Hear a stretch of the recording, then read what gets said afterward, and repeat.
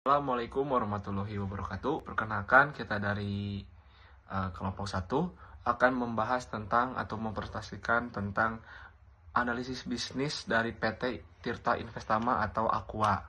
Sebelumnya perkenalkan dulu anggota kami. Yang pertama ada Emnizar Hatami dengan NIM belakang 337, Nova Faiz Al-Ghifari dengan NIM belakang 352, saya sendiri Dida Kurniawan dengan NIM belakang 355, dan yang terakhir Salwa Pasa Molina dengan NIM belakang 359. Selanjutnya ada profil perusahaan. Aqua didirikan pada tahun 1973 sebagai pionir AMDK di Indonesia. Tahun 1998 mereka diakuisisi oleh Danone Group yang membawa kapital dan ekspertis. Dan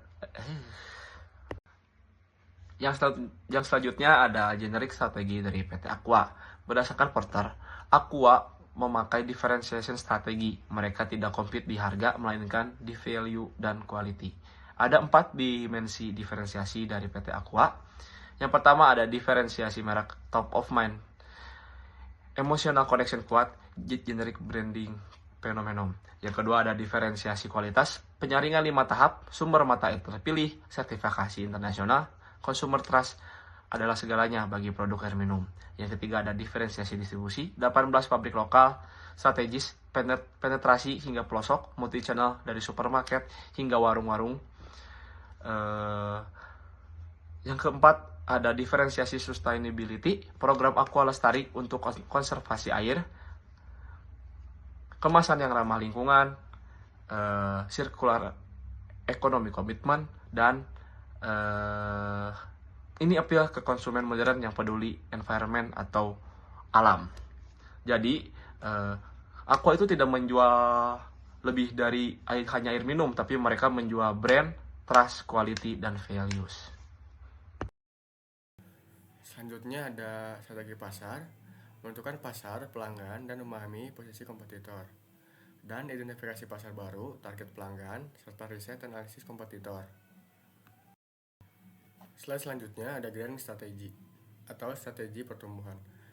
Pertama ada market penetration, intensifikasi distribusi daerah terpencil dengan program multi-segmen, kemitraan retail, dan UMKM, serta edukasi hidrasi sehat. Kedua ada product development, diversifikasi kemasan dan ukuran, inovasi produk, reflection, life, splash of fruit, dan kemasan 100% recycle plastik. Yang ketiga ada market development, ekspansi geografis Indonesia Timur, penetrasi segmen institusional. Keempat ada vertical integration, pertama ada backward, kontrol sumber air dan manajemen packaging,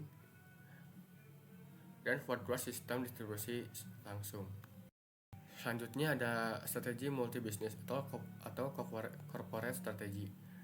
Related diversification strategy, Danone dan Aqua mengelola portofolio produk yang saling terkait dalam industri beverage.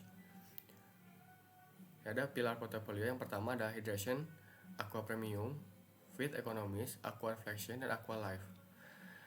Yang kedua ada fungsional, Mijon Isotonic, Functional Water, Infused Water, dan Sport Beverage.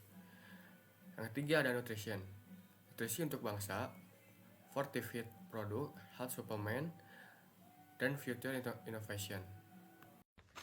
Tantangan umum yang dihadapi bisnis dalam pengembangan, persaingan pasar, perubahan teknologi, keterbatasan sumber daya, dan dinamika kebutuhan konsumen. Rekomendasi: selalu adaptif terhadap perubahan, inovatif dalam layanan, dan proaktif dalam menjalin kemitraan. Nah, di slide 10 ini ada keunggulan kompetitif berdasarkan resource based view.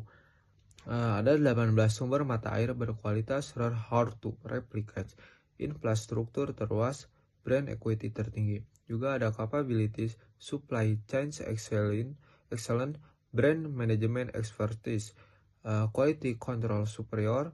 Juga ada core competencies, source to consumer excellent, brand building leadership, sustainability pioneer. Ini semua adalah hasil investasi puluhan tahun yang tidak bisa ditiru kompetitor dalam waktu singkat.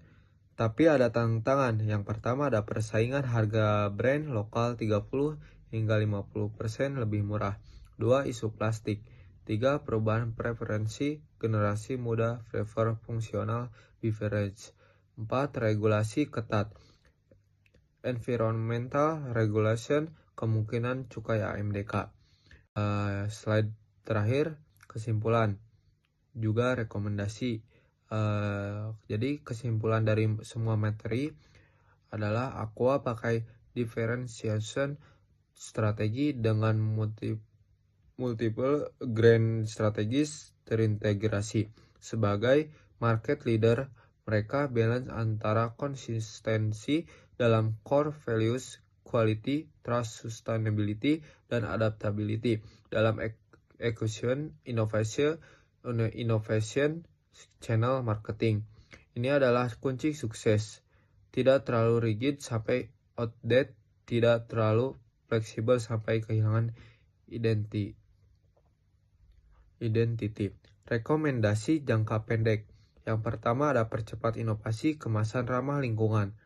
Kedua, strategi e-commerce dan D2C channel. Ketiga, intensifi edukasi hidrasi sehat.